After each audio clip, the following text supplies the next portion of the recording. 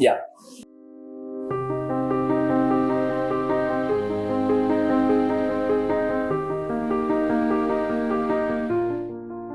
नाही, आता हे मूल्य अजून अचूक असायला वाव आहे जशी आपण घेतली. कारण कसं मूल्यमापन करते तर सकारात्मक वा नकारात्मक दृष्ट्या, तर ते अभिवृत्ती येते. नाहीतर तुम्ही इतर कुठलंही मूल्यमापन केलं तरी ते अभिवृत्तीमध्ये येईलच असं नाही. हिंसक कृतीकडे नका जाऊ. तुम्ही असं म्हणा की सिनेमा बघून प्रेरणा घेणे.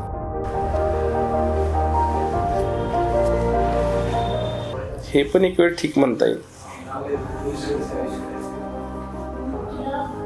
नाही, हे पण नका लिहू, कारण अजून तेवढं दिसत नाही ना, ते फक्त शहरांमध्ये दिसतंय.